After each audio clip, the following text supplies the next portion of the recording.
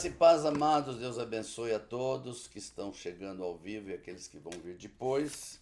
Estamos no 24º episódio, bem longo está indo, mas não vai demorar muito mais daqui para frente, já estamos indo para os finalmente.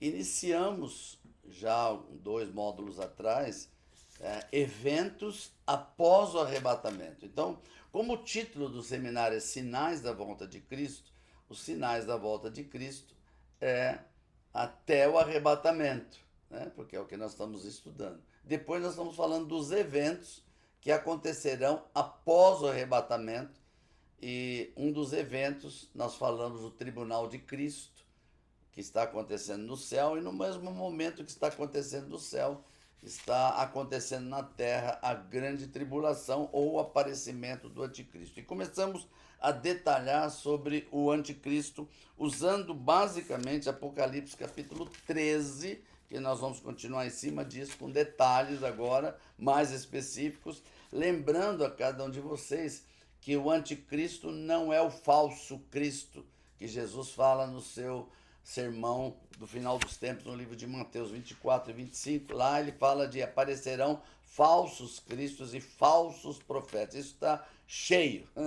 muito disso aí na terra toda, falsos cristos, falsos profetas, tem aparecido toda hora alguém se colocando no lugar de Deus ou de Jesus ou de um profeta verdadeiro.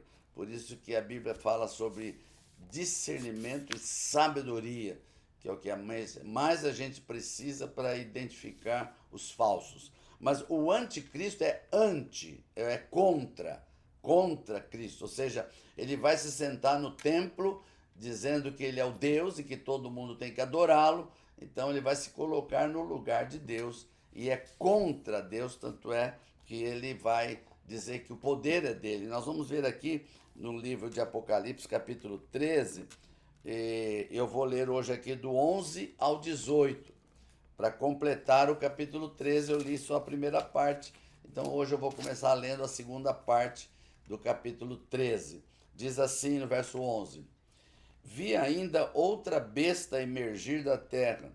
Possuía 2 chifres, parecendo cordeiro, mas falava como dragão. Exerce toda a autoridade da primeira besta na sua presença. Faz com que a terra e os seus habitantes adorem a primeira besta, cuja ferida mortal foi curada. Também opera grandes sinais, de maneira que até fogo do céu faz descer a terra diante dos homens. Seduz os que habitam sobre a terra, por causa dos sinais que lhe foi dado executar diante da besta, dizendo aos que habitam sobre a terra que façam uma imagem à besta, aquela que, ferida a espada, sobreviveu. E lhe foi dado comunicar fôlego à imagem da besta, para que não só a imagem falasse, como ainda fizesse morrer quantos não adorassem a imagem da besta. A todos, os pequenos, os grandes, os ricos, os pobres, os livres e os escravos, faz que lhe seja dada certa marca sobre a mão direita ou sobre a fronte, para que ninguém possa comprar ou vender, senão aquele que tem a marca, o nome da besta, vou repetir, ou o número do seu nome. Aqui está a sabedoria. Aquele que tem entendimento, calcule o número da besta, pois é número de homem. Ora, esse número é 666.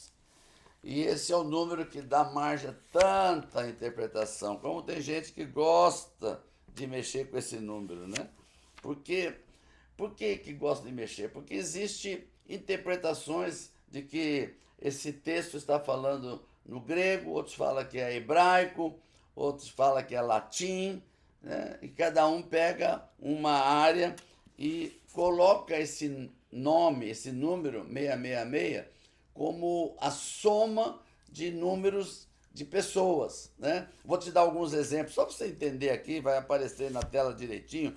Por exemplo, o Papa, né?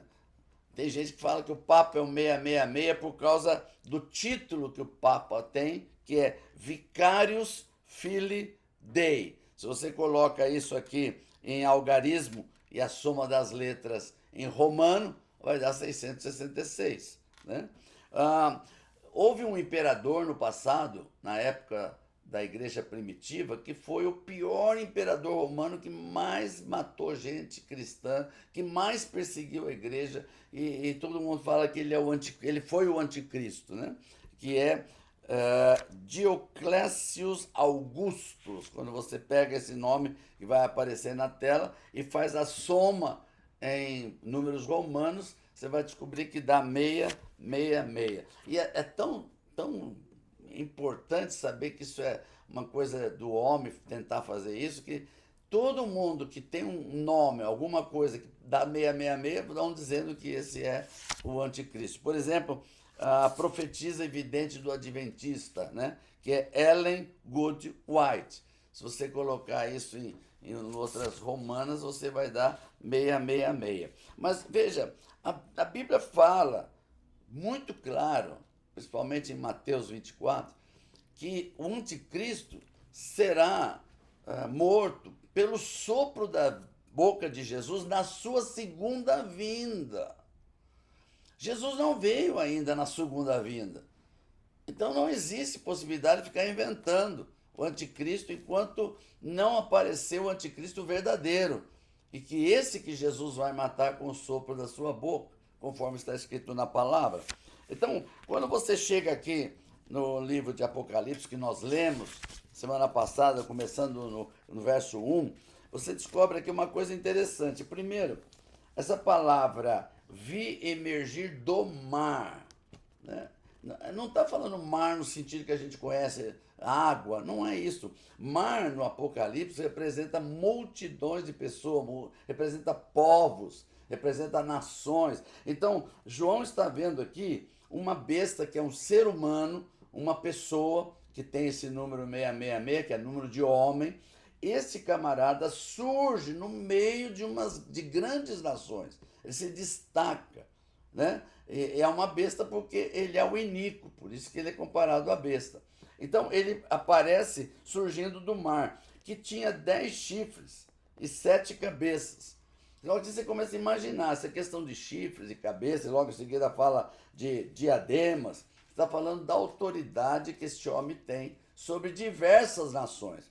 E quando fala 7 cabeças, significa que ele está junto com outros que vão governar o mundo. Ele é o líder, mas tem outras cabeças que estão junto com ele e que têm autoridade. E quando fala em 10 diademas, nós começamos a entender sobre 10 nações ou 10 autoridades. Aqui é interpretação agora. Qualquer pessoa que falar desse assunto é interpretação pessoal, porque a Bíblia não dá detalhes. Qual o detalhe que nós sabemos que não tem erro na Bíblia? Quando você pega o livro de Daniel, você sabe que o último império, de onde o anticristo vai aparecer, isso é bíblico, está aqui provado na Bíblia, pega os módulos anteriores, é o antigo Império Romano, que diz que o príncipe de um povo, né, digamos o contrário, o povo de um príncipe que há de vir destruirá a cidade. O povo que destruiu a cidade era o Império Romano da época. Então, esse Império Romano é que vai liberar o anticristo, que é o príncipe. E esse Império Romano da época, hoje, é a Europa. Exatamente a Europa. E todos os países que fazem parte, que é o antigo Império Romano. Então, eu já sei que vai sair dali a besta, o anticristo, do mar, que é esse multidões de nações, de pessoas nessa grande região. E ali terão outros líderes junto com ele. E você sabe muito bem que na comunidade europeia você tem nações importantes como a França, a Alemanha, né? Que hoje tem um poder muito grande de influência sobre todos e assim por diante, e você vai ver isso. Então, aqui vai ter alguns detalhes importantes. Primeiro detalhe importante, esses 10 nações poderia ser representativo só da Europa, mas se ele vai dominar o mundo, Então tem que haver uma representação mundial. Há uma coisa muito interessante que você pode estudar isso à parte, que o mundo hoje está sendo dividido em grandes mercados. Se você parar para pensar, você vê que o mundo hoje está dividido em 10 grandes mercados mundiais. Por exemplo, o Brasil está junto com outros países no Mercosul. Então, o Mercosul engloba diversos países que têm uma liderança.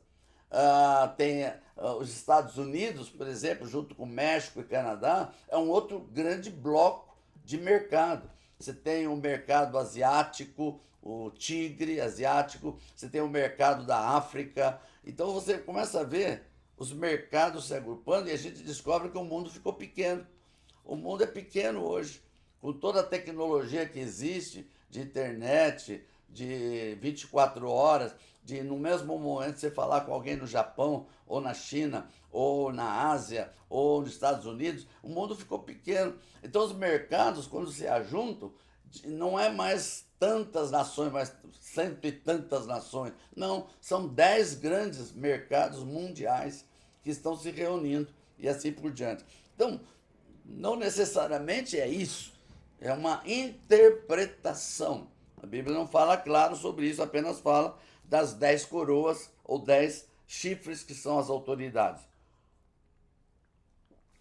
Outra coisa importante, logo no começo diz que deu-lhe o dragão o seu poder, o seu trono e grande autoridade. Bom, todo mundo sabe quem é o dragão, né? Dragão é Satanás. Então veja que coisa aqui muito clara. Satanás vai dar o poder dele para o anticristo. Você pode imaginar isso? Você pode imaginar o poder que esse homem vai ter? Ele vai ter todo o poder de um querubim ungido, que é o príncipe das trevas. Satanás vai dar o poder para ele. Esse poder que afrontou Jesus, quando no deserto Satanás enfrentou Jesus, dizendo: eu te darei todos os reinos desse mundo se você me adorar. Né? E aí Jesus invalida a palavra dele, dizendo: só o Senhor teu Deus adorarás. E aí mata Satanás ali na palavra, não mata no espírito, né? Porque Satanás não morre, ele é espírito. Mas o que acontece? O poder de Satanás é muito grande. E você vai ver mais para frente que até sinais do céu eles vão fazer, que a segunda besta, que eu já vou falar quem é essa segunda besta. Então todo mundo vê que quem pode pelejar contra essa besta, o poder dela é muito grande, não um poder militar somente, mas um poder espiritual, que vai fazer com que todas as pessoas tenham que adorá-lo. E assim por diante. E diz que ele abriu a boca para fazer arrogância por 42 meses. Lembra que quando nós falamos das 70 semanas de Daniel, eu provei que o ano da época, o ano que era considerado ano, era um ano de 12 meses de 30 dias. E para completar os 365 dias, eles faziam 5 dias de festa para completar o ano. Isto vem desde os egípcios. Então, o mês daquela época é de 30 dias, que é o que está na cultura bíblica. 42 meses são 3 anos e meio. Lembra que a última semana de Daniel são 7 anos. Então, 3 anos e meio é metade. Então, guarde bem isso. Não sei se nós vamos conseguir pôr de novo isso na tela, mas eu vou ter aí um gráfico de 7 anos, onde tem metade, que é 3 anos e meio, e metade. Então, o que eu vou tentar mostrar na tela? Os três primeiros 3 anos e meio é onde está o governador mundial, ele não se chama anticristo ainda, ele é o governador mundial. Ele está governando 3 anos e meio de paz, onde o mundo tem um único governador. No meio da semana, 42 meses se passam, ele se altitula o Deus, sentando no santuário de Deus, e aí ele é o anticristo. E aqui começa, na última período de 42 meses, a grande tribulação. É isso que está aqui na Bíblia. Olha. Foi dado a ele autoridade para falar blasfemas por 42 meses. Então, durante 3 anos e meio, ele tem autoridade até bíblica não só do dragão, que é Satanás, mas bíblica. Ele tá liberado. Durante 3 anos e meio ele está liberado para fazer o que ele quer fazer. Até o final dessa última, dessas 7 anos, no final aqui, ó, você está vendo aqui descer, aqui volta Jesus com a igreja, lá no final.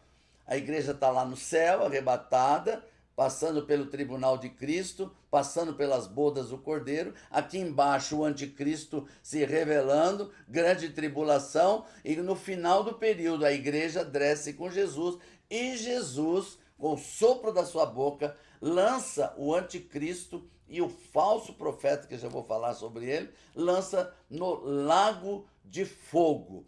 E aqui eu gosto de falar sobre isso. O lago de fogo não é o inferno atual. O lago de fogo, você pega a Bíblia, irmão. Está escrito: o inferno será lançado no lago de fogo. Então o lago de fogo é pior que o inferno. E quem vai inaugurar o lago de fogo não vai ser Satanás. Quem vai inaugurar o lago de fogo é o anticristo e o falso profeta. Eles vão ser os primeiros a ser jogados lá. E o inferno vai ser jogado lá depois. Então, é isso que está na Bíblia, a sequência bíblica, cronograma bíblico, sem sair da palavra, sem inventar, sem interpretar o que está aqui escrito e assim por diante. Aqui fala da segunda besta, né? Que é no verso 11, vi outra besta emergir da terra. Então, é outro homem que está saindo das nações, é uma pessoa de autoridade. Só que esse é de autoridade espiritual. O anticristo vem com uma autoridade mundial, autoridade civil, autoridade militar, mas autoridade eclesiástica, ou seja, será a segunda besta. Por quê? Olha aqui, parece cordeiro, mas fala como dragão. Então é o falso profeta. Esse falso profeta, diz a Bíblia, que ele exerce toda a autoridade da primeira besta, mas na presença da primeira besta. Então o anticristo vai dar ao falso profeta a autoridade.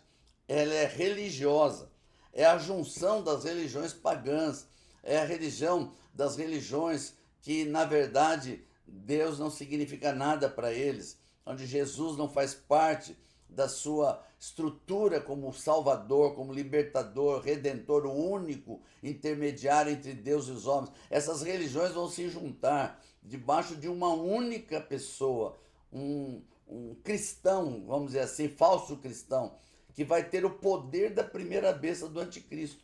O mais interessante que a função do falso profeta, guarde isso, a função do falso profeta é fazer que através da religião, as pessoas adorem o anticristo.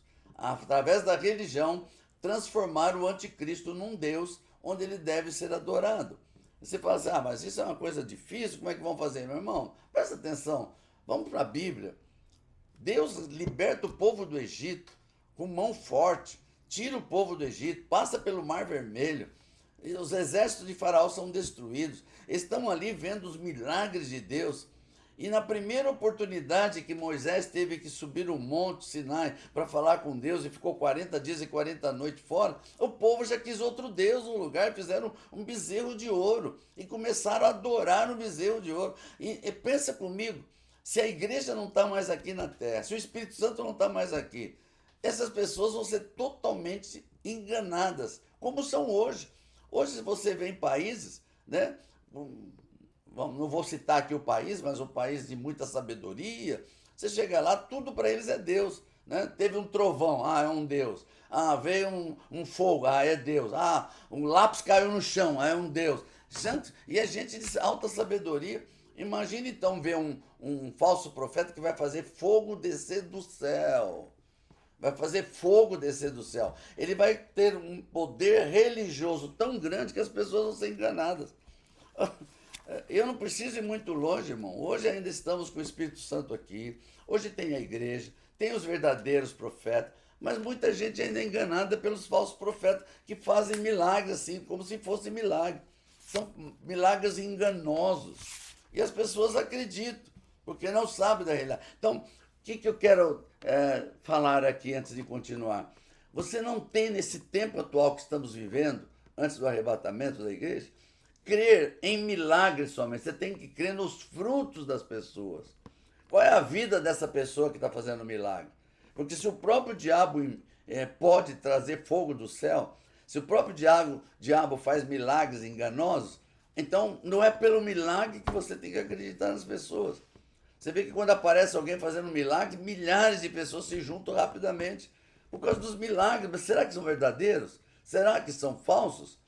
As pessoas não param para pensar porque estão baseados no milagre e não na vida daquele que está fazendo o milagre, não nos frutos verdadeiros que essa pessoa está dando. E isso é muito sério. Nós precisamos entender isso. Eu creio que esse seminário é para te alertar sobre isso.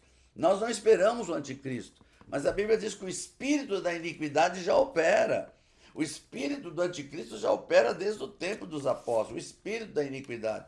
E esse espírito é do engano, de falsidade, de trazer falsos sinais, de usar o misticismo evangélico para enganar as pessoas com falsos profetas. Como o povo gosta de ouvir profecia, meu Deus do céu. Como o povo gosta de ouvir alguém que traz uma palavra boa, né? Ninguém gosta de um profeta que começa a dizer: você está em pecado, você está adulterando, você está mentindo, volta para Jesus, sai do pecado. Ninguém gosta disso. Gosta do profeta que diz: ó, tem uma chave, Deus está te dando uma chave, tem um carro zero para você, está te dando uma casa nova. Olha, Deus está falando que você vai ser um missionário verdadeiro para o mundo inteiro. Como o povo gosta disso, mas não gosta do verdadeiro profeta. Então vai ser muito fácil, sem o Espírito Santo e sem igreja, um falso profeta, um falso, que é a besta falso profeta, enganar as pessoas, descendo fogo do céu e as pessoas vão ser enganadas. Mas a função dele é fazer com que as pessoas adorem o anticristo. E aí que está. E termina dizendo que tanto rico, pequeno, pobre, grande, não importa quem seja, se quiser comprar e vender, vai ter que ter a marca da besta. Ai, qual será a marca da besta? Meu Deus do céu. Como se fazem hoje em dia especulações as mais variadas possíveis. Eu vou demorar um pouquinho mais hoje, é só por causa desse final que eu quero terminar aqui. Toda vez que se fala em marca, as pessoas pensam em algo físico. Mas a Bíblia não fala exatamente se será algo físico ou se será algo invisível. Então não dá para as pessoas, né? Hoje em dia o que mais se fala é dessa cápsula que estão implantando na mão das pessoas ou na testa. Então essa é a grande referência hoje para todo mundo. Eu lembro que muitos anos atrás, quando se falava dessa marca, saiu o código de barras dos produtos, né? E aí começaram: essa é a marca da besta. Quanta gente saiu por aí falando da marca da besta, que é o código de barra dos produtos. E o código de barra está aí. E agora apareceu outro. Apareceu também marcas invisíveis que se põem na testa das pessoas, né? O digital no dedo, da íris. Estão se falando até da marca da íris, mas a íris é nos olhos, não é na testa. Então, não dá para especular. O mundo tecnológico, o mundo da informática, o mundo da indústria é tão evoluído e evolui em tanto tempo que hoje a gente pensa numa coisa, amanhã já é outra coisa. Então, o que importa para nós? Eu não estou preocupado com essa marca, porque eu não espero o anticristo, eu espero o arrebatamento da igreja. Eu não vou passar pela grande tribulação, eu não vou precisar fugir da marca. Mas eu quero dizer algo para você, apenas para conhecimento, apenas para saber, né, que isso vai existir e que de alguma maneira ou outra. Aí você fala assim: mas como é que isso é possível? Vamos pensar um pouquinho aqui junto, antes de terminar esse módulo. Hoje em dia, se você parar um pouquinho para pensar, só para parar para pensar um pouco, cabeça normal, né? Primeiro, quando você começa a usar cartões de crédito e débito, você começa a descobrir que com a moeda digital, no futuro não vai precisar ter moeda mais física. Você não vai ter mais dinheiro na sua mão. O que representa isso? Para pensar. Com o dinheiro na mão, você faz o que você quiser. Você usa o dinheiro para o que você quiser. Você compra o que você quiser com o dinheiro. Você quer comprar doce, você compra. Você quer comprar sorvete, você compra. Você quer comprar comida, você compra. Você tem o dinheiro. No momento que você tiver um cartão ou uma moeda digital, você não é mais dono de nada. Porque o cartão que você recebe do banco, apesar de estar o teu nome, não é seu cartão. O cartão é do banco. Se amanhã der um fraude qualquer, qualquer coisa que acontece no sistema bancário e para tudo, você não faz mais nada. Você pode ter o cartão na mão, você pode ter dinheiro no banco, mas você não pode sacar, você não pode pagar nada porque não existe sistema. Imagina se só esse caso, eu sei que não é por aí, porque tem muito mais coisas tecnológicas que vão acontecer. Mas se fosse só cartão no mundo inteiro e ninguém mais tivesse dinheiro, todo mundo tivesse que usar cartão e moeda digital, pronto.